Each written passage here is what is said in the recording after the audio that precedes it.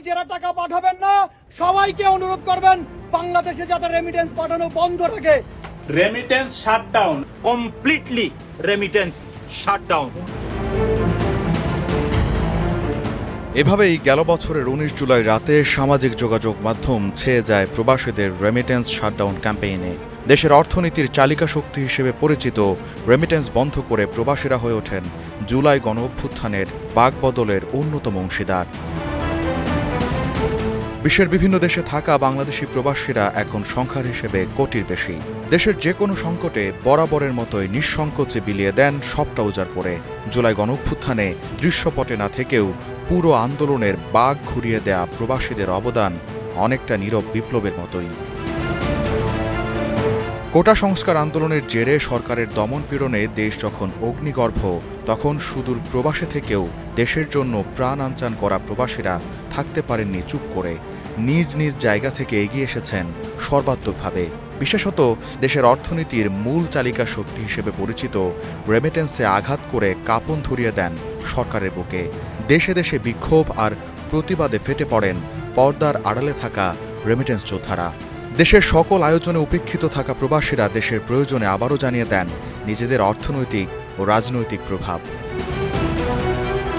প্রবাসীদের থেকে প্রথম আঘাতটা আসে ১৯ জুলাই। কমপ্লিট শাটডাউন কর্মসূচির প্রথম দিনে পুলিশ, ছাত্রলীগ ও যুবলীগের সঙ্গে সংঘাত ও সহিংসতায় দেশজুড়ে প্রাণ যায় ১০০ জনের বেশি আন্দোলনকারীর।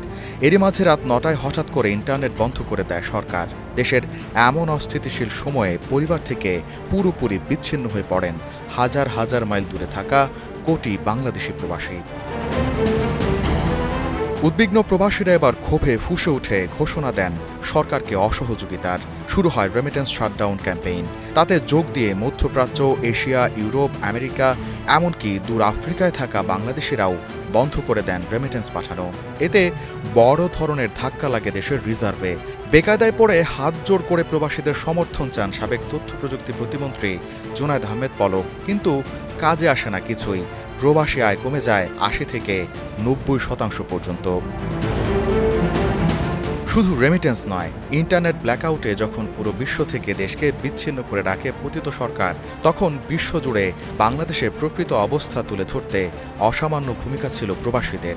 শুধু ভার্চুয়ালি নয়, বিভিন্ন দেশে সশরীরে মিছিল করে জানান প্রতিবাদ।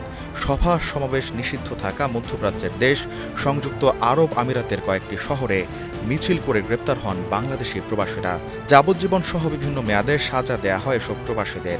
অবশেষে কূটনৈতিক প্রচেষ্টায় দণ্ডিত ৫৭ আমিরাত প্রবাসীকে মুক্ত করেন অন্তর্বর্তী সরকারের প্রধান উপদেষ্টা ডক্টর মোহাম্মদ ইউনূস। সেই জুলাই গিয়ে চলে গেছে আরও এক জুলাই, তবু পর্দার আড়ালেই রয়ে গেছেন রেমিটেন্স যোদ্ধারা। বিমানবন্দরে প্রবাসী লাউঞ্জের চাইতে বিমানবন্দরে হয়রানি বন্ধ করা কিংবা বিমান টিকিটের দাম কমানোর আবেদন প্রবাসীদের। গোলাম কিবরিয়া, স্টার নিউজ।